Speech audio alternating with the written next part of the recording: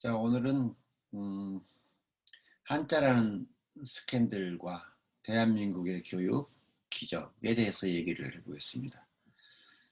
어, 한자, 스캔들이죠. 배워야 된다, 배워야 되지 말아야 된다.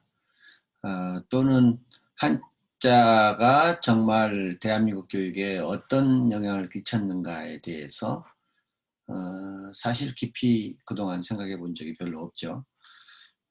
그러나 저는 이게 굉장히 중요한 문제이며 중요한 키이며 한자라고 하는 것에 대한 이해 없이 대한민국의 교육의 어떤 발전사를 말한다는 것은 굉장히 어불성설이라고 이렇게 생각을 해요.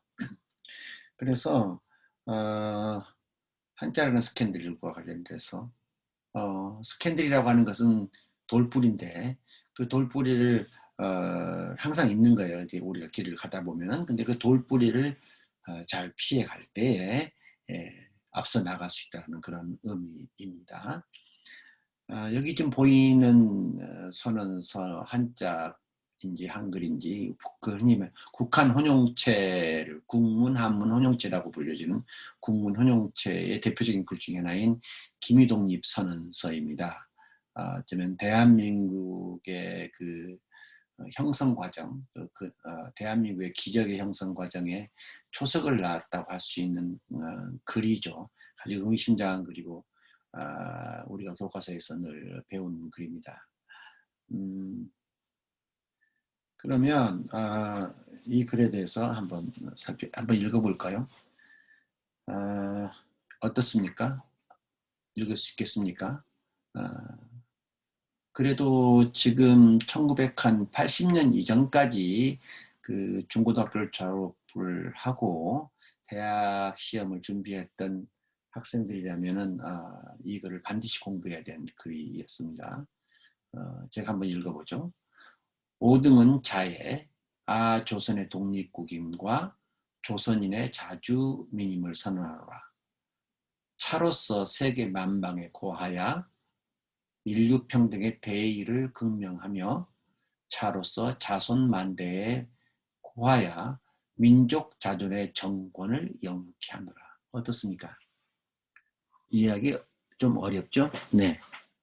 이걸 뭐 조금 쉽게 우리나라 말로 요즘 말하자면 우리들은 이번에 우리 조선이 당시로서는 조선이죠. 1919년이니까 조선이 독립한 나라임과 또 조선에 사는 사람들이 자유로운 자주적인 사람들임을 만방에 선포합니다.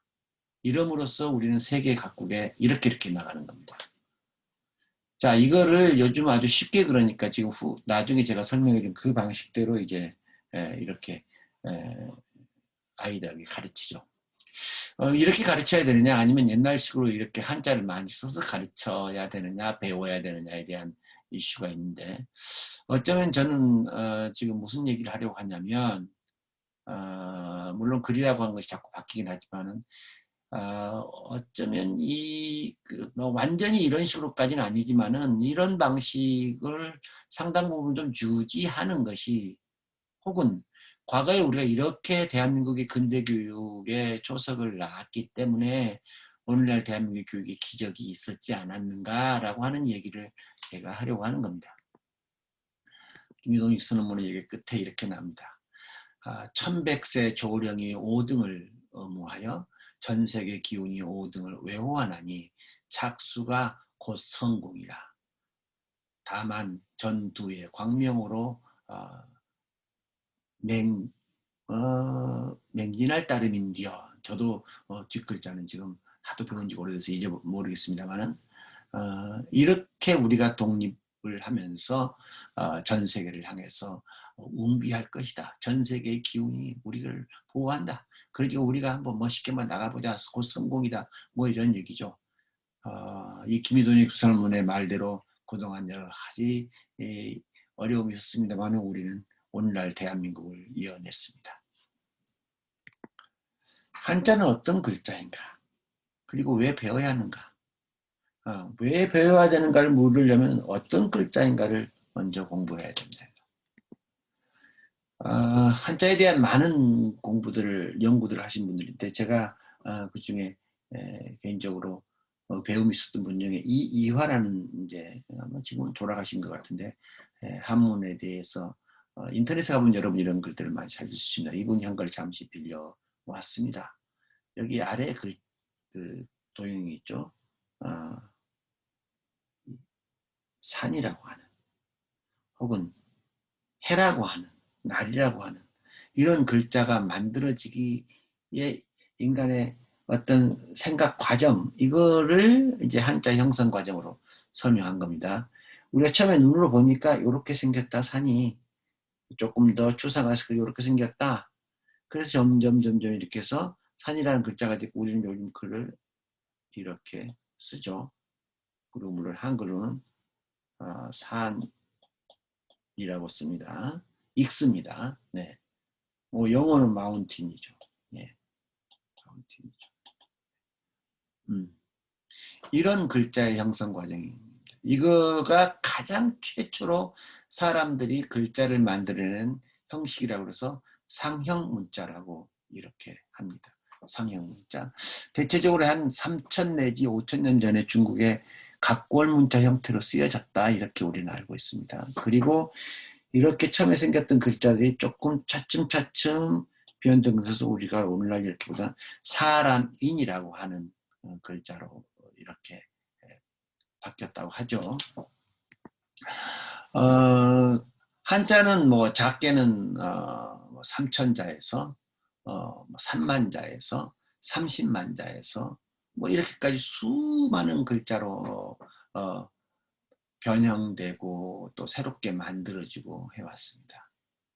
그래서 한자의 형성 원리를 크게 6가지로 얘기하는데 그 중에 하나가 상형이고 두 번째가 지사이며 세 번째가 회의이며 네 번째가 형성이고 다섯 번째가 전주이고 여섯 번째가 가차입니다.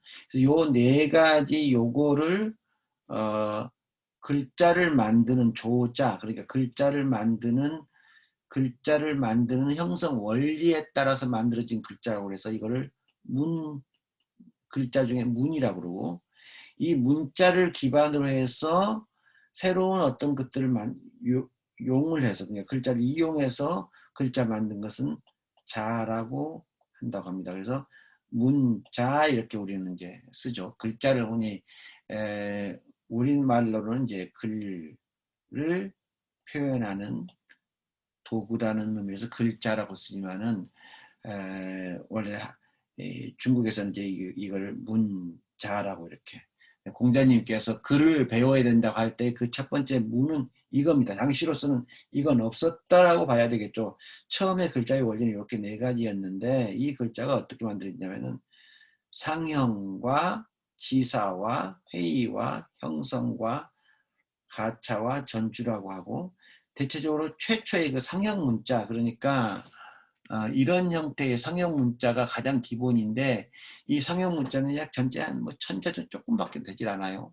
지사도 많지 않고 대체적으로는 이 합체자가 제일 많습니다. 그래서 이 형성 글자라고 그러는데 이 글자가 한번 참 살펴보면은 그러니까 상형이라고 하는 건 보다시피 사물을 그려서 사물을 이룬다. 이게 이집트의 상형 문자도 다 이런 거죠. 형체를 따라서 만든다. 그러니까 해는 날은 날대로 나무는 나무대로 이렇게 이 나무를 이렇게 쭉 그려서 여기까지 하게 됐다는 거예요. 그리고 이제 그 후로 글자가 이제 바뀌어서 처음의 모양은 전서 그러니까 글자 모양을 그대로 따라 읽은 전서가 있었다가 이게 이제 글자가 형성이 됐죠. 예서로 이만큼 그리고 쉽게 글자를 늘 쓰는 글자가 행서가 되고요. 행서가 되고 초서는 이거를 좀 빨리 이제 갈겨 쓴다는 행서는 이렇게 쓰면 초서는 이렇게 쓰는 거죠. 그리고 해서는 이게 가장 정확한 글자인데 대체적으로 이제 활자용 인쇄로 금속 혹은 목판용 인쇄를 쓸 때 쓰는 글자입니다. 이렇게 되어 있고 요즘 글자체인 거죠. 이게 글자체 좀 한글도 여러 가지 글자체들이 있잖아요. 그 글자체입니다. 그리고 이것은 그 뜻은 이거이며 한자의 뜻이죠. 우리가 이거 읽을 때 일월산수 우묵이라고 하는데 이거는 읽는 방식들이 우리는 이를 뭐 일이라고 읽지만 중국인들이 읽는 방식 다르고 그 다음에 일본인들 읽는 방식 다르고 중국인들도 뭐 광동어냐 저쪽 베이징은 북경어냐에 따라서 방식이 다를 겁니다. 그래서 그 다음에 이제 두 번째 글자의 형식 방식은 이 지사라고 하는 건데 이걸 뭐라고 써있냐면 이제 뭐 설문해자에 보면 보아서는 알 수 없고 뜻을 살펴서 나타나는 것으로서 이렇게 느낌상 이렇게 보면은 요런 게 이렇게 바뀌어 갖고서 상자가 생겼다. 이제 추상적으로 글자를 만들어 나가는 이런 글씨들을 말합니다. 그 다음에 이제 제일 많은 글자가 회의라고 하는 거죠. 예. 나란히 글자를 쓰고 뜻을 합쳐서 사물이 가리키는 바를 나타낸다. 그래서 여기 보면 목이 나무가 두 개가 혹은 세 개가 합쳐지면 나무 두 개, 숲풀림 뭐 이런 게 된다. 그 다음에 나무에 사람이 기대니 휴식이라는 휴자가 된다. 뭐 이런 식으로 이제 뜻을 만들어내는 방식이 있고요. 그 다음에 이제 사물로서는 뜻을 삼고 소리를 취한다. 그래서 여기 보면 이 사물로서 이거는 매라는 소리이고요. 나무라는 뜻이고요. 그래서 요거 매자가 되는데 이게 나무 매자가 되는 거예요. 이런 식으로 해서 뜻과 소리를 합치는 이런 거는 해가 되는데요. 바다해자가 되는 거예요. 이건 물이 있어서 이 소리는 해자가 되는데 뭐 말로는 음은 매인데 이게 약간 뜻이 바뀌어가지고 해가 되는데요. 그래서 이게 바다해를 이루는 이런 형태가 형성인데 이 형성 글자가 제일 많아요. 한 중국 글자의 한 80%가 다 형성 글자로 합니다. 그리고 이 둘을 합쳐가지고 이제 쓰기도 이렇게 합니다. 그 다음에 이제 그 글자의 원 글자를 조금 뜻을 바꿔서 요게 이제 고가 되는데 생각할 고자가 되는데 이렇게 해서 노자가 된다든지 이 법도가 또는 헤아릴 탁으로 쓰인다든지 이렇게 해서 글자의 뜻이 바뀌어서 쓴다. 이 전자는 뜻이 바뀐다는 뜻이죠.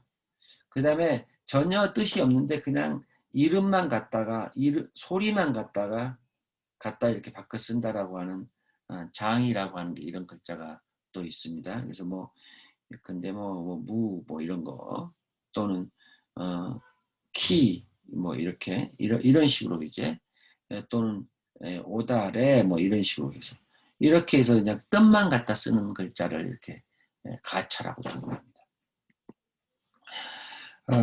중국 한자에 대한 연구는 굉장히 많습니다. 연구들이 많은데 여러 연구들이 있는데 제가 최근에 본 연구 중에 이 박기수라는 분이 쓴 연구 중에 여러 가지 재미난 아주 의미 있는 그 사자들을 만들어서 인류기파, 고천장하, 뭐 진광만도, 하와, 심령 이렇게 해서 쭉쭉 이렇게 했는데 예컨대 방화, 영주 서양인이 볼 때는 신비의 문자다 이 한자라고 하는 것이 보기 어려운 문자가 아니고 그래서 이 문자가 어쩌면 미래의 큰 문자가 될 것이다 이렇게 얘기를 하죠. 자, 이 한자라고 하는 것은 왜 그러면 오랫동안 살아남아 있었고 중국의 문화를 가져왔을까? 여기에 저는 마샬 맥루한의 위대한 마샬 맥루한의 한미디어와 쿨미디어라고 하는 개념으로 한번 해석을 해볼까 합니다.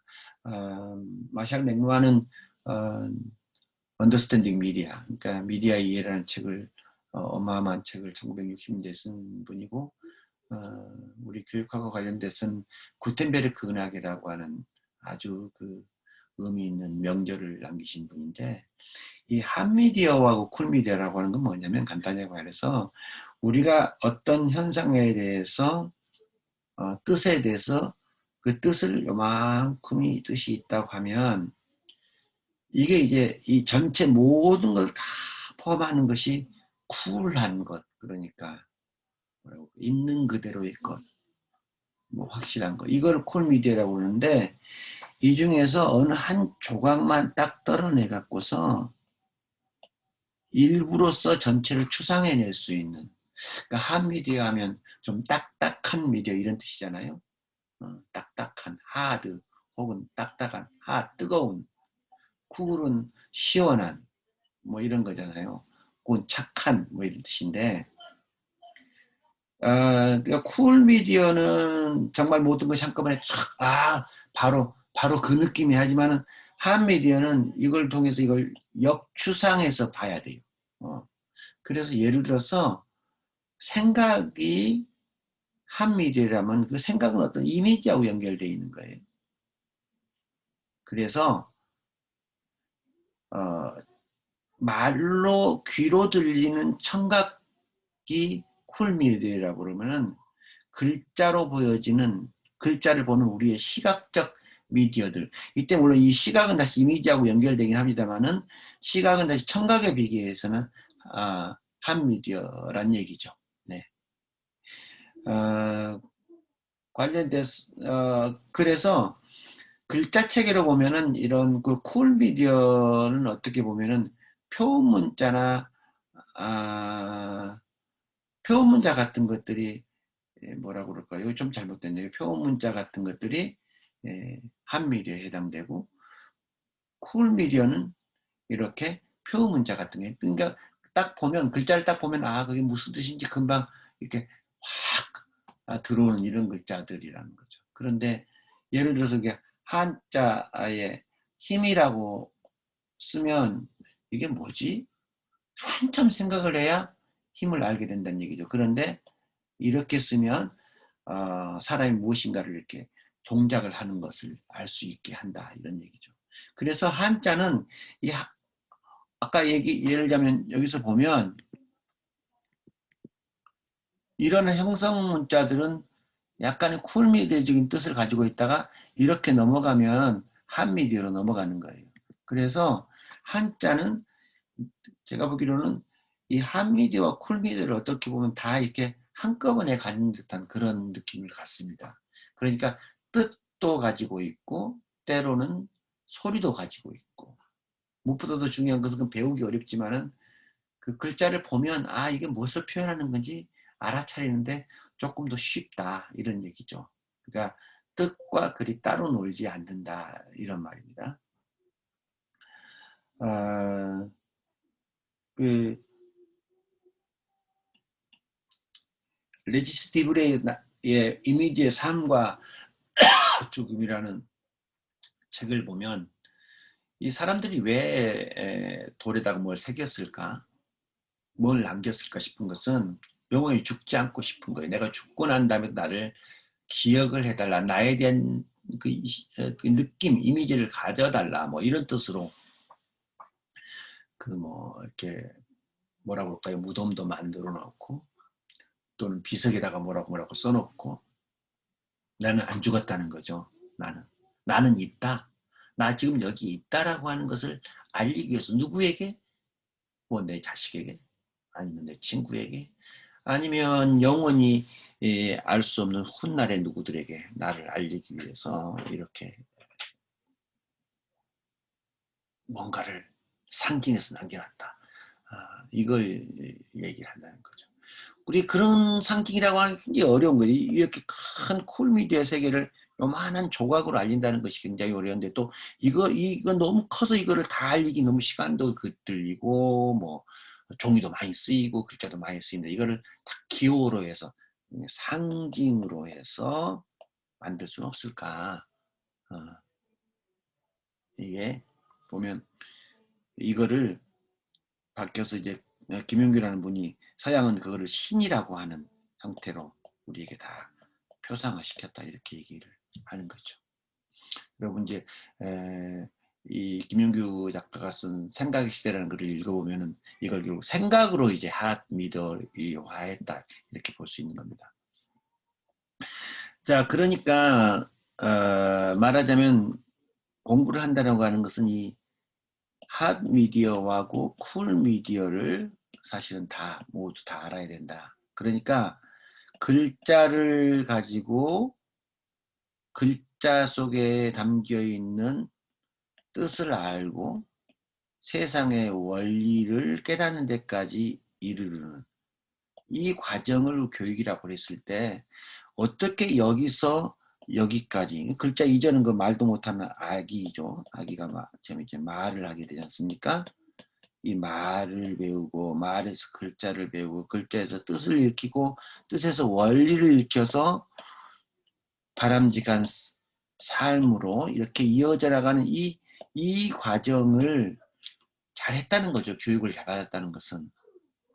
이 과정에 여러 가지 경로들이 있는데 어떤 경로를 통해서 대한민국 사람들은 여기를 이렇게 빨리 왔느냐. 이게 대한민국 교육사의 기적을 설명하는 것이고 그 과정에서 한자라고 하는 것이 큰 역할을 했다. 그 얘기를 제가 드리려고 하는 겁니다.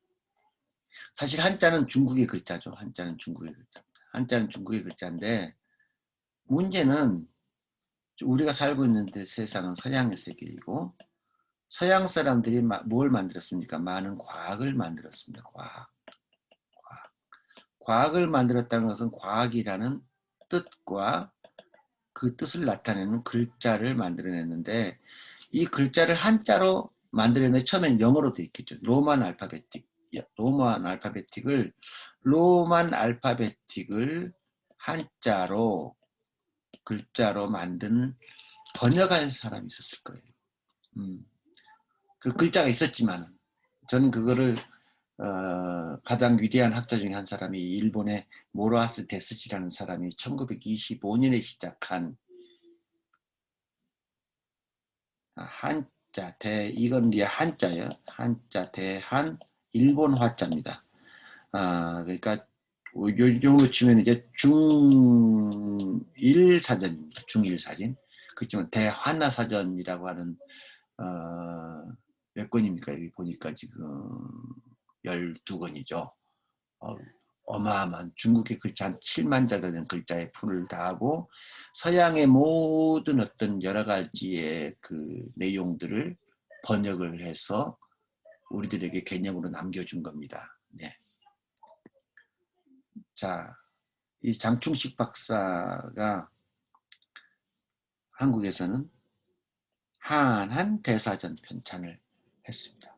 이것도 2003년에 걸려서 이런 책이 나왔는데요. 정말 어마어마한 글자를 사전을 만들었습니다.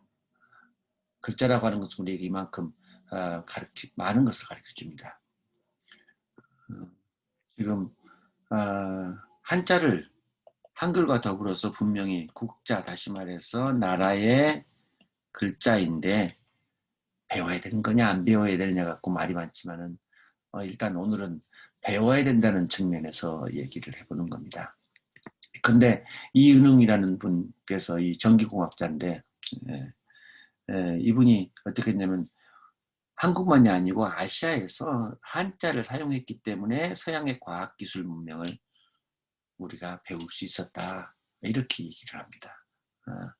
중간에 한번 읽어보면은 특히 중국 문화의 영향을 많이 받은 조선시대까지는 말할 것도 없고 일본 강점시까지 과학기술 용어와 공상품의 이름들이 한자 문화권에서 한자의 뜻에 맞게 집성되어 중국이나 일본에서 사용되던 것이 그대로 걸음 없이 그러니까 어려움 없이 스며들었기 때문에 우리가 단기간 내에 급성장할 수 있었지 않았겠냐라고 하는 얘기입니다.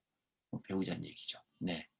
그래서 이 글자는 중국, 일본 등의 나라에서 뜻과 일치하는 한자로 바뀌어서 공통적으로 사용됩니다. 무엇이 영어권이나 유럽권의 과학기술 용어들이. 네. 그러니까 어떤 개념, 어떤 뜻을 표현하는 효과적인 도구로서의 글자를 우리는 배울 수 있었다는 거죠. 자, 동아시아 3국, 중국, 한국, 일본 또는 베트남까지 이 나라들이 어떻게 공부를 잘했고 공부를 잘해서 발전을 할 수 있겠냐라고 하는 얘기를 계속하는데 그중에 대한민국이 지금 우리가 기적사를 공부하고 있는 것이잖아요. 뭐 물론 대한민국 이전에는 일본이라는 나라가 있었습니다. 그래서 일본인들은 어떻게 공부했을까라는 굉장히 아주 잘 쓴 책이 하나 있습니다. 일본의 그 에도 시대의 데라나이주쿠, 가쿠몬주쿠, 구문학습 일종의 이제 우리나라의 글 서당 같은 것들인데 이런 서당들이 그 메이지 유신과 교육 치거를 통해서 일본인들이 공부를 정말 공부를 했다는 건 책을 어떻게 많이 읽었는가 이런 얘기를 보여주는데 여러분 좀 안지만 일본은 이제 일본의 경우에는 한자를 쓰지 않으면 글이 완성되지 않습니다. 일본의 경우에는 우리는 한글이 완전히 완성됐기 때문에 굳이 한자 없이도 글자 생활이 다 되지만은 일본의 경우는 그렇진 않아요. 그래서 초등학교에 들어가면 한자를 바로 배워야 됩니다. 한자를 배우지 않으면은 일본의 그 문자 생활이 완성되질 않습니다. 역설적으로 바로 이러한 점이 일본들이 한자를 쓸 수밖에 없었고 이 한자를 썼기 때문에 아까 쿨미디어와 한미디어의 모든 장점을 다 가지고 있을 수 있는 그 글자가 말하자면 교육에서 바로 적용됐을 것이다. 저는 그것이 일본의 과학기술 교육, 과학기술 문명 발전에 큰 도움이 되지 않았을까 그런 생각을 전 하는 겁니다. 지금 이제 어떤 연구자에 따르면 윤재숙 교수의 연구에 따르면 현재 일본 국정교과서에서 쓰이는 글자 수들을 쭉 보면 뭐 지난 한 몇십 년 동안 변화가 없었는데 한 뭐습니까? 지금 한 8,000자 정도 수준이 고유 일본어라면 한자어가 한 4,000자 그 중에 반 정도 된다는 얘기예요. 네. 한자어가 한 50% 된다는 얘기예요. 우리나라 경우에도 한국의 경우에도 글자 수의 어휘의 한 60% 정도가 내지 70% 정도 오히려 한자어입니다. 우리나라. 교과서에 쓰인 글자 말고요. 그러니까 우리나라 어휘에도 한자가 거의 대다수를 차지합니다. 굳이 이것에 대해서 얘기할 뭐 중국이다, 뭐 한문이다 이럴 필요는 없다는 얘기도. 글자는 아까 얘기했듯이 이 역시도 우리 조상이 만든 국자라는 얘기입니다. 한자도. 왜냐하면 우리가 그 뜻을 아까 글자를 만드는 회의 방식이라든가 또는 가차 뭐 뭐라고 그러나요? 회의, 형성 이런 방식으로 글자를 만들었다는 거죠. 뜻을 만들었다는 것입니다. 네. 우리나라와 일본과 중국에 비해서 베트남도 포함됩니다만은 또 한자를 어쩌면 가장 마지막까지 교육용으로 썼던 나라가 있다면 그 나라가 베트남인데요. 베트남. 이 켈리 리암이라는 젊은 그 교수는 베트남의 뭐 진정한 혁명가로 이 빰꽝산이라는 분 1800년대 말에 1900년대까지 사셨던 분인데 이건 이제 그 캐나다 식민 당시에 이제 로만 글자로 쓰여진 일본 자기네 베트남어인데 사실은 이런 한자 방식으로 이걸 번역해서 놓으면 서양의 과학적 문명들이 쉽게 이해된다. 이렇게 해서 한자를 배우는 것이 베트남인들의 전문적 지식을 가르치는데 훨씬 도움이 된다. 라고 해서 사실은 베트남인들이 그래도 서양의 이제 1900년대 이후에 서양의 그 근대 과학기술 문명을 빨리 배우는데 큰 도움을 하게 한 이런 책, 유학 보통 전략이라서 어린아이들에게 이게 서양의 글을 요약해서 잘 가르칠 수 있는 책들 또는 한자 신서 또 책학 신서 이렇게 이런 책들을 연이어서 발견했는데 이 책들이 베트남의 그 지식 교육을 굉장히 발전시키는 데 도움을 됐다라고 하는 연구도 있어요. 이와 같은 연구들은 굉장히 많습니다. 결론은 한자는 배워야 한다. 왜? 왜? 교육이라고 하는 것은 결국은 이 너머에 있는 이게 보이지 않는 지문을 코드를 해석을 해서 내 뜻으로 가져오는 겁니다. 이 코드라고 하는 것이 어떻게 보면은 핫 미디어가 되는 겁니다. 핫 미디어. 핫 미디어인데 이거를 쿨 미디어로 가져오는 것이 곧 교육이 완성되는 거라고 볼 때 한자는 이 둘을 다 장점을 가지고 있는 글자일 수도 있다는 겁니다. 그래서 한자를 통해서 무엇인가 개념을 이해할 때 한글만 갖고 개념을 이해하는 것보다 훨씬 더 빨리 쉽게 이해할 수 있었고 그것이 오늘날 우리들에게 대한민국의 교육의 발전에 대한민국 학생들이 학교에서 공부를 할 때 대한민국 사람들이 어떤 새로운 개념을 이해할 때 그냥 이렇게 전기라고만 쓰는 것보다는 전기라고 이렇게 써서 이게 뇌우 하늘에 번개가 있는 어떤 기운이 힘들이 합쳐진 거 그런 게 전기라고 한다. 이렇게 배웠을 것이다라고 우리는 생각한다는 거죠. 네.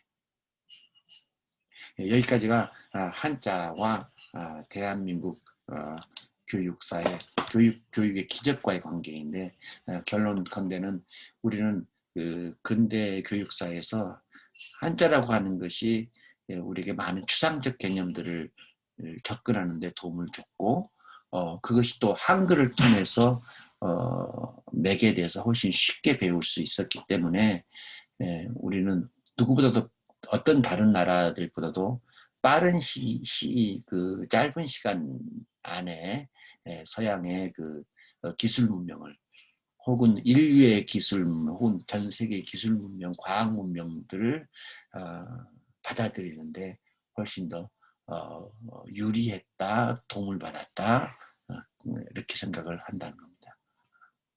자, 여기까지입니다.